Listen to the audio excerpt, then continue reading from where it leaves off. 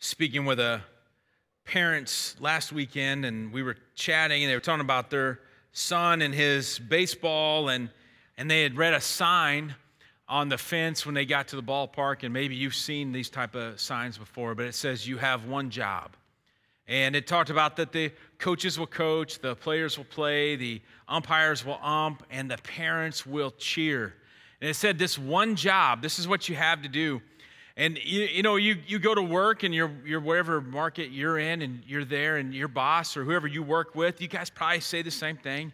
Just do your job. If everybody does their job, then it's all going to work well. It's when somebody doesn't do their job that there's a problem. It's usually when somebody has dropped the ball and not fulfilled what they were supposed to do that creates issue. We're not making money, or there's production is halted, whatever you want to call it, whatever you want to say, but it breaks down. But it all really comes down to do your job. Do your job. Now, comedians have made a living with a segment called You Had One Job. And if you guys have seen these, where you had one job to do and you found a way to mess it up. And so there's just no way to articulate that in words. So I have some pictures for us that I think will help understand that you had one job.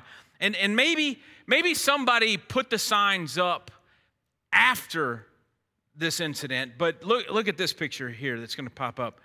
Do not stack. And when you see that, you realize that's a problem. As a boss or, the supervisor, you just cringe. Or maybe you realize we grabbed the wrong bag, and something inside of you said, just go with it. And so look at this. It'll be okay. They're not going to notice. But people notice you had one job. Or maybe you just thought, we've got plenty of bikes. Let's sell something else. Let's try this. And so this picture here, those are not bikes. Those are kayaks, but we're selling them. And I do appreciate the creativity in the next picture. I appreciate the art side of what they're doing, but it's just wrong. There's just no way to fix it, and it's just And now there's an A for effort, but that's not right. And then sometimes you just got to know how to spell some words. There's just no other way around it. You can, it just, cool. So you just wish that they got it right. But you had one job, and you messed it up, and that, you kind of smile about it. And I believe in the church as leaders, as followers of Christ, I think there's one job we have that supersedes all the others. I think there's one job that you and I have that supersedes, it takes the place of, and it just goes to the top. And it's probably arguable. I mean, yours is probably, if y'all could probably come up with reasons why this isn't number one. But for me and in my life, I think this is the first one. And here it is. It's investing in others. That I think we leave ourselves really, really short if we don't invest in the lives of others. And I mean that in mentoring or being a mentee or discipling is another word that I think that we have got to invest in others. And I think it's a calling for us in our lives. And especially with adults, maybe there are adults that you are mentoring. You're in a relationship with them. If you're a life group leader, you are investing in the lives of your group. You're there. You're giving of yourself. But maybe you're investing in the lives of students. If you've been around on Wednesday nights for our middle school, high school students, or on retreats, or maybe you're volunteering right now. Maybe you've been in one service and you're volunteering the other service, but you're working with children. And we believe in mentoring in kids. In fact, the data tells us that it's pretty clear that it's rare that an adult makes a decision to follow Christ. It happens. I'm not saying it doesn't happen, but the seeds were planted and watered well when somebody was young. And it's because of relationships. And we said this last week, that I believe everybody needs at least 5 adults speaking into their life.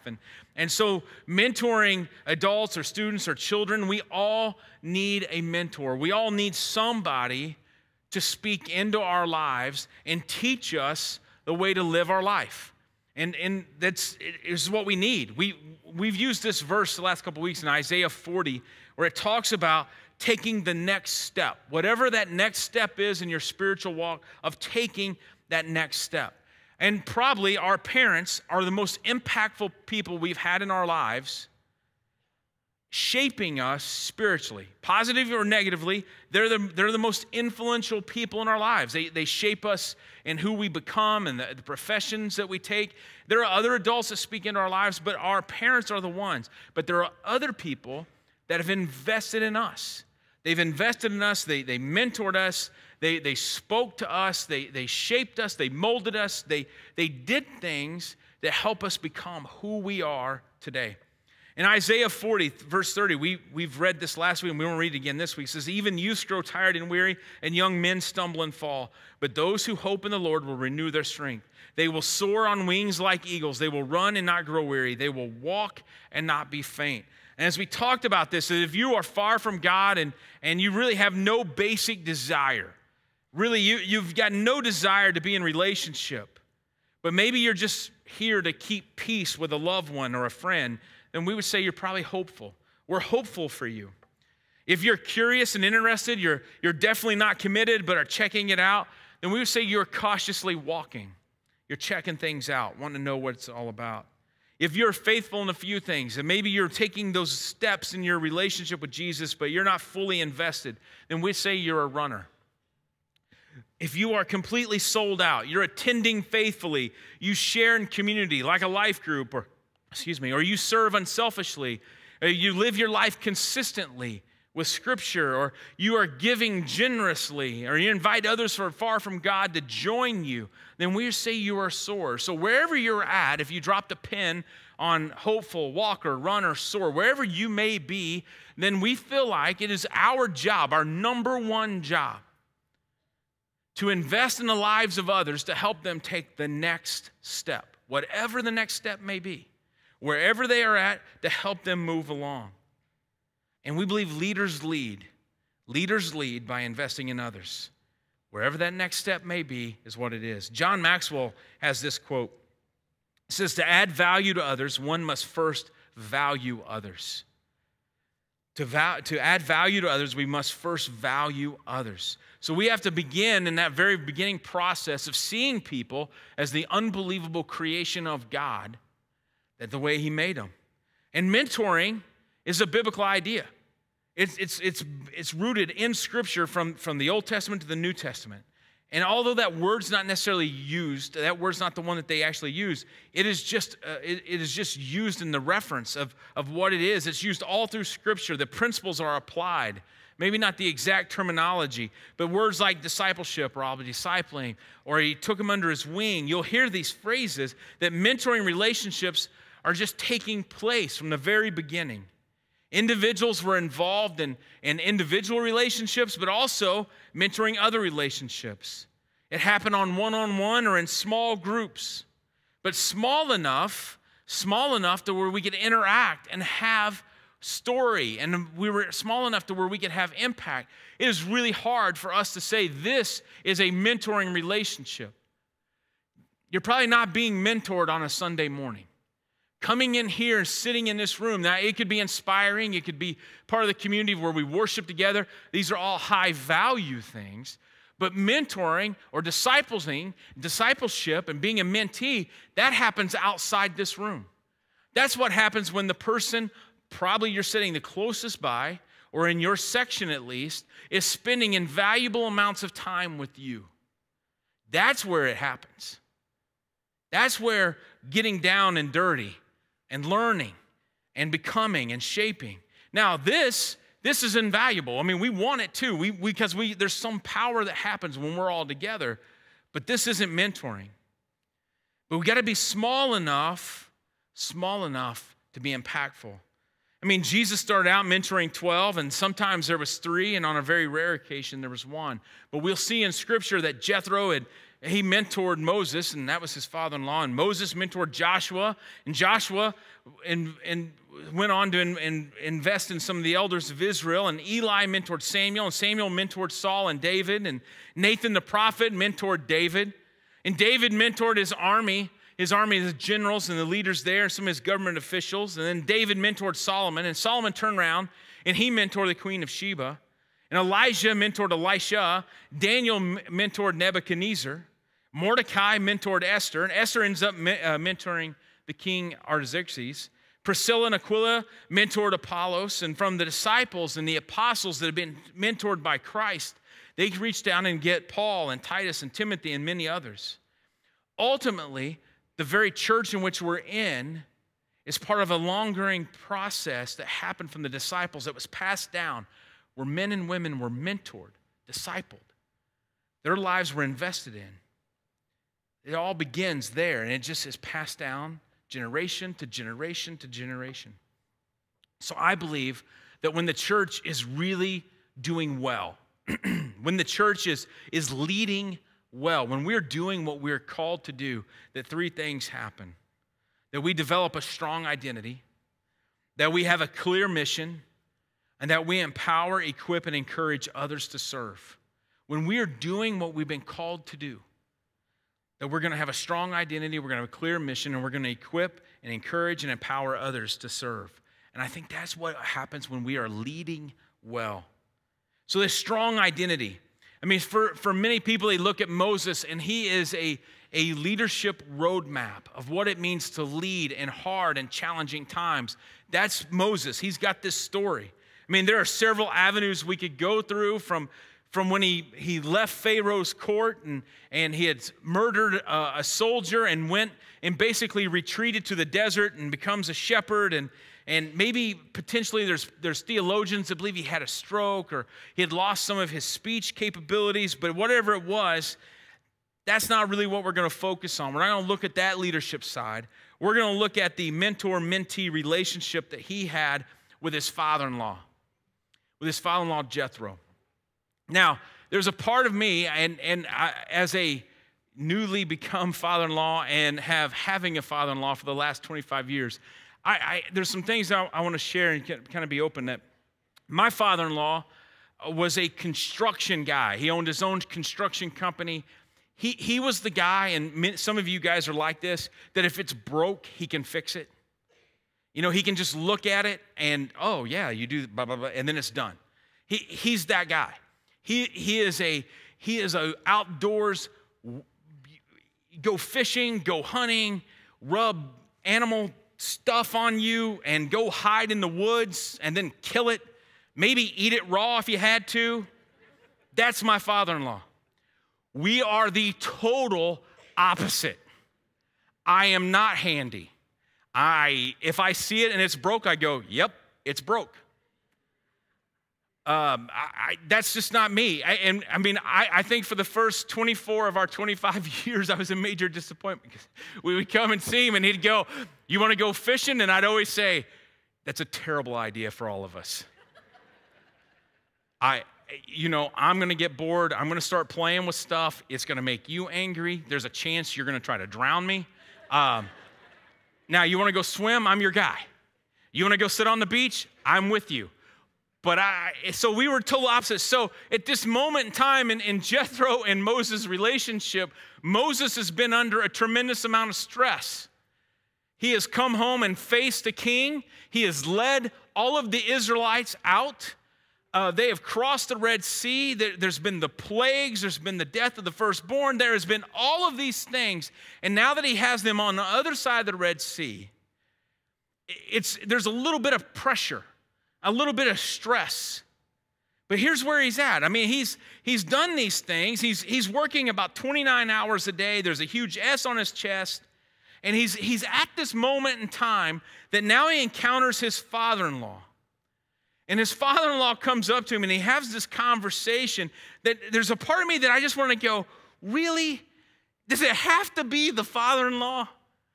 I mean, does it have to be? I mean, I wanted to impress my father-in-law. I wanted him to go, that's my guy. Not, yeah, he can't fix anything.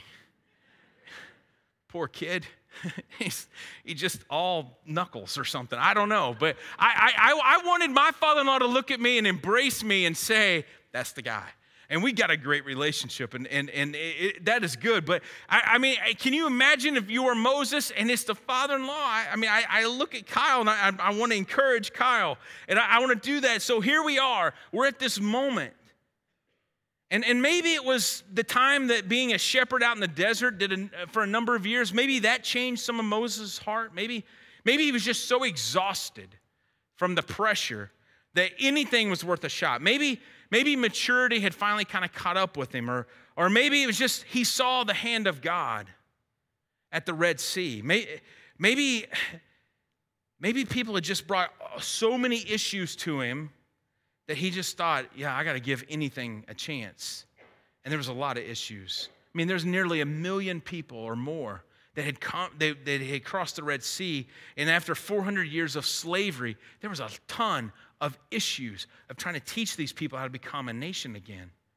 And so Moses would sit day by day, and as people would come to him with their issues, so-and-so ate my goat, so-and-so let their goat eat my grain, so-and-so did this, can you believe this? And Moses would deal with this every day, 1 million plus people. And that's what he did. And Jethro the father-in-law shows up in Exodus 18, and this is what he says. Moses' father replied, "What you're doing is not good. You and these people who come to you will only wear yourselves out. The work is too heavy for you. You cannot handle it alone." So in this one moment, this is just one snippet of this passage, but Jethro comes to him and he goes, "Moses, I came down here to celebrate what God has done, and he's using you as this unbelievable leader, but the path you're on is not healthy. You're going to die. And these people are going to load up and head back to Egypt. You've got to begin raising people up to lead with you. You got to be the one to tell the story. You got to be the one to hold the leaders accountable. And you got to let them make decisions. But if you keep this all on you, it's bad for the community and it's bad for you. It's bad for the community and it's bad for you. And I believe in this one passage here that is when you cannot handle it alone, that I believe this is one of the great lies of Satan. This is one of the absolute great lies of Satan, that he wants each one of us to live our life alone. He wants us to be in isolation. Because when leaders lead, when we're really doing what we're called to do, then we're living in strong identity. We got to know who we are, and we need the community. We need the community. We will never make it in isolation. And it's a twisted truth because, see, for many of us, we've come away. The reason why we go to isolation, the reason why we choose that camp is because of a past hurt. I mean, if we're honest, right? I mean, it's because something's hurt us in the past. That maybe you've come here because there was a past hurt in a church that you were at. There was a church that people hurt you. And maybe it's totally legitimate. But what will happen is, if we're not careful, you will step back and live in isolation because I'm protecting myself. See, isolation is me protecting my hurt. Isolation is me protecting my hurt. Because I've got to build up enough walls, I got to get enough barriers, I got to dig a deeper moat, I got to do whatever I got to do because I got to protect myself because I'm never going to be hurt like that again. And so Satan whispers into our ear and he says, move off to the distance. Isolate. Because if you're isolated, you can't be hurt. Because maybe you've been burned in a relationship. That happens. Right? I mean, we get hurt. There are friends we've had that there's decisions that are made and all of a sudden we're no longer friends. We're no longer friends. There's pictures, there's stories, there's home videos, there's recordings that we were friends. There's recordings where we did things together. Our children will tell stories about things they remember from our relationship. But as far as it goes, it's over, right? So what we do is we make a decision that if I go live over here by myself, then I'll never get hurt again. That if I go and hide, because I can just put my head down and get things done, because we've been told that that's where real champions are made in life. If you can get something done, if you can get your head down and you just ignore all the past, all the pain, and you just drive forward, then it'll all be done. It'll all be good. I mean, how many of you would raise your hand and say, yeah, my spouse is really hard-headed? Oh, yeah. So if you can't raise your hand, just blink. We'll know. Yeah, there you go. Because we've been taught that if I can just put my head down and get it done, that my hard-headedness or my stubbornness is a great cause. Now, there's some things we don't want to quit on everything that happens in life. Yeah, I get that. But there's something about putting my head down and not taking anybody along the journey with me, because I live in isolation. See, I believe that this discipleship triangle or this mentoring triangle has to happen in our lives, where there is somebody we allow to speak into our life, and we are speaking into somebody's life. And it forms a triangle of connection. Because we can't just allow someone to speak. They can't just be empty words. They got to be somebody we trust, but it's also we have to decide to be coachable. We have to make the decision to allow someone to craft and shape us. Because when we're speaking into someone's life and someone's speaking into our life, then we all win. That's how the church community functions. Oswald Sanders said this: spiritual leadership requires spirit-filled people. Spirit-filled leaders are required to lead a ministry that produces others that are spirit-filled. See, we can't just have tasks. We can't just have something more to do. I mean, if our church, our community is really developing leaders who are not filled with His Spirit, then our churches are developing leaders who will not advance the mission or serve the kingdom. If we're not fulfilling this, if we're not bringing people up, then they're just getting jobs done. And at the end of the day, that leaves us meaningless and pointless. We need to be taking these next steps in the spiritual journey. So leadership isn't about getting stuff done, getting our head down, and living in isolation and just getting it and we can check it right off our list. That, hey, boom, I got this done, I got this done, I got this done. Someone should applaud me. Someone should clap. This is about a journey, and we take others with us. Because we have to have this strong identity. Without Spirit-filled people, all the work that gets done, all the energy that gets expended, all the activities that fills our schedules and calendars amounts to nothing in the end. Our identity as a leader will be traced all the way back to our citizenship in the community. In a community, we need each other. The second thing is strong mission. I mean, from Jethro's pep talk, Moses begins leading totally differently. Now, he had done a great job as a leader. He took them from A to B and to C. But there's something that had to change. When you begin to lead with strong mission, you move from survival mode to mission. Because, I mean, have you had these days, right, where when you go to bed at night, you lay your head down on the pillow and you go, I can't believe we made it. I can't believe we survived this. I mean, this was hard. This was a challenge. This was incredibly taxing today. I get that. I'm with you. But when there's mission involved, it's not meaningless. When we're working in mission, it's this challenge and this tension between legacy and livelihood. And Moses used his leadership to shape and influence other leaders, especially Joshua. He brought Joshua along with him and had him become a partner. You'll see in Scripture he's referred to as his aide, but then he becomes the guy. And in Exodus 24, Moses, he brings Joshua with him to be with God. And listen to this verse 12. The Lord said to Moses, come to me on the mountain and stay here, and I will give you the tables of stone with the law and commandments I've written for their instruction. Now this is God talking to Moses. This isn't just any Joe Blow calling Moses for a meeting. This is God. And Moses says, then Moses set out with Joshua his aide, and Moses went up on the mountain of God.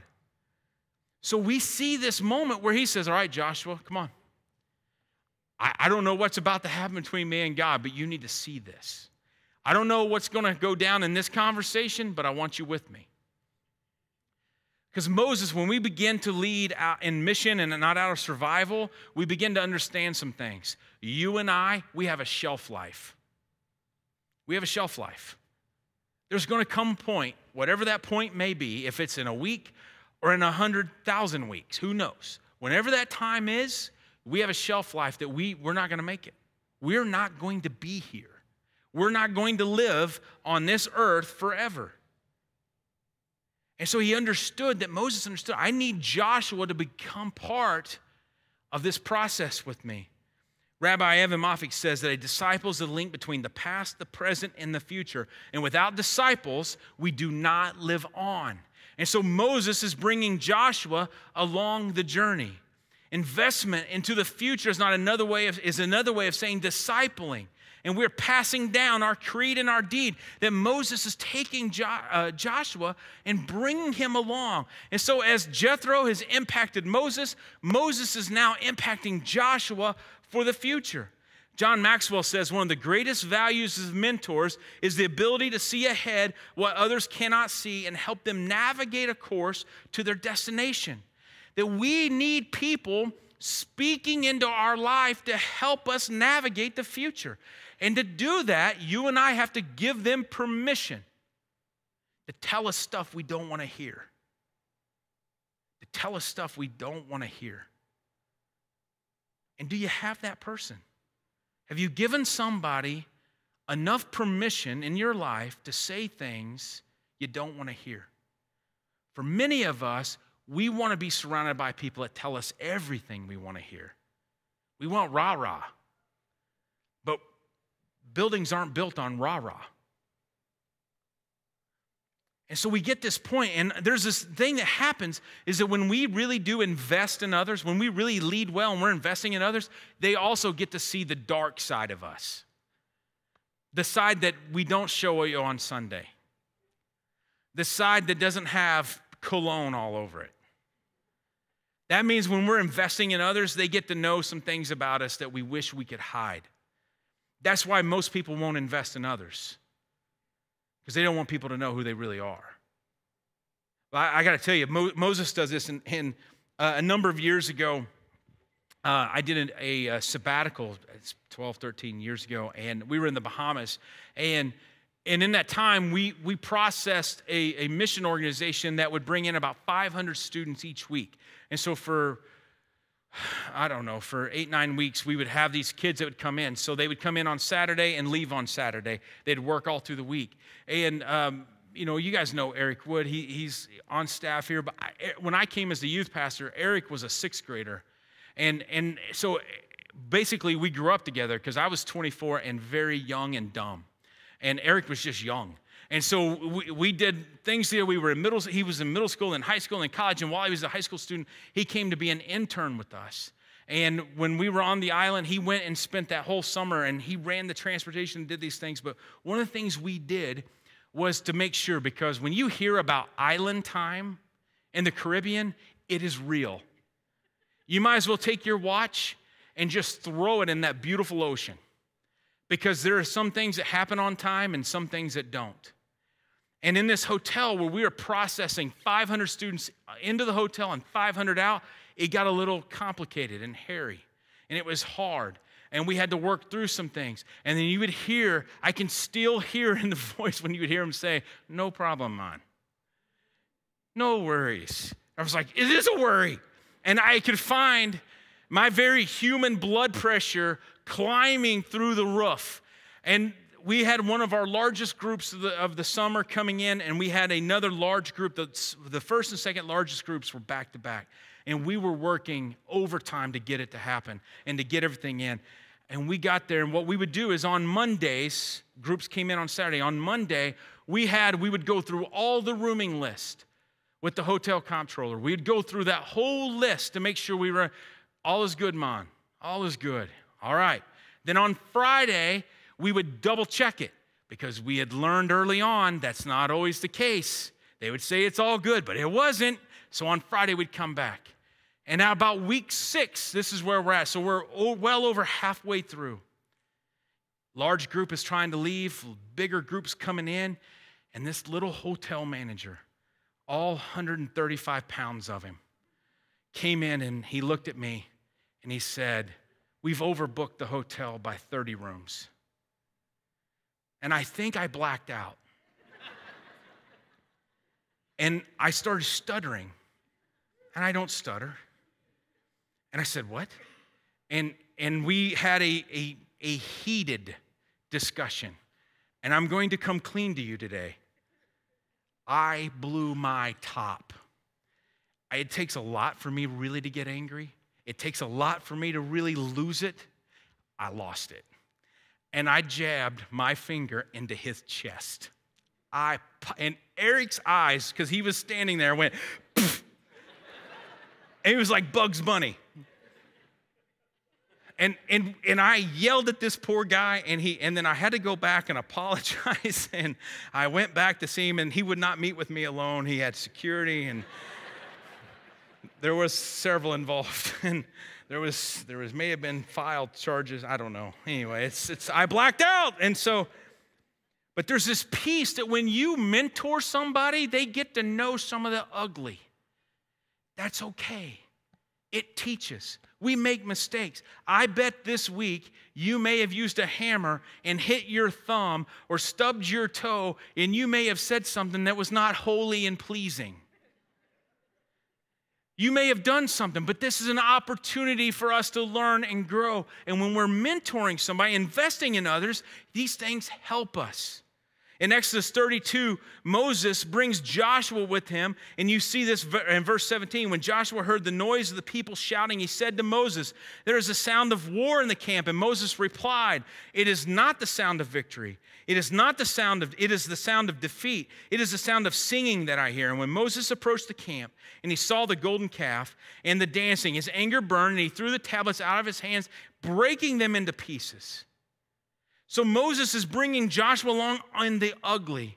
In Exodus 33:11, it says Moses had Joshua at the tent of meeting to be with him. And so this tent would get set up where and Moses would go to meet God. And it says this, that he took Joshua with him. So the Lord would speak to Moses face to face as one speaks to a friend. And then Moses would return to the camp, but his young aide, Joshua, son of Nun, did not leave his tent. Moses was training Joshua someday to lead. He wasn't just having an errand boy. It wasn't just somebody to pick up the stuff he didn't want to do. He was preparing him. And so investing in others requires us to have a strong identity and clear mission, not giving them just meaningless, silly stuff to do. Craig Rochelle, one of the pastors in Oklahoma, says this: don't just delegate tasks to the next generation. If you delegate tasks, you create followers. Instead, delegate authority to create leaders. And when Moses prepared the people, he appointed them. He went in Deuteronomy chapter 34, verse 9, he's preparing the people, that he's giving them Joshua to lead. He also tells Joshua, here's your people. It's a step where he is handing off the baton because he is about to pass. He didn't hide the ugly side of life to him. And Moses wanted Joshua to lead well with strong identity and clear mission, that there would be a seamless transition. And the third thing, he wanted to empower and equip and encourage others to serve. In Joshua chapter 1, verse 1, it says this: after the death of Moses, the servant of the Lord said to Joshua, son of Nun, Moses' aide, "Moses, my servant, is dead.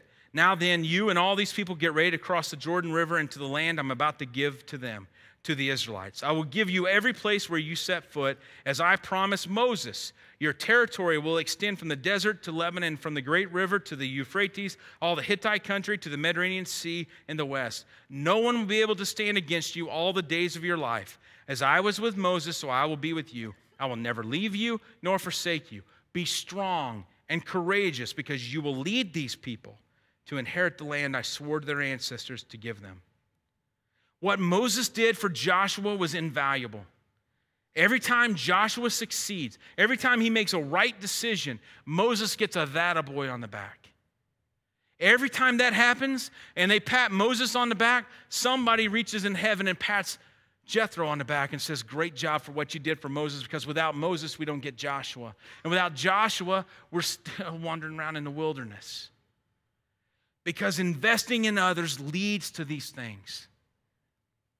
Now, Joshua was a decent leader. He handled some crisis. He faced adversity. He won some battles.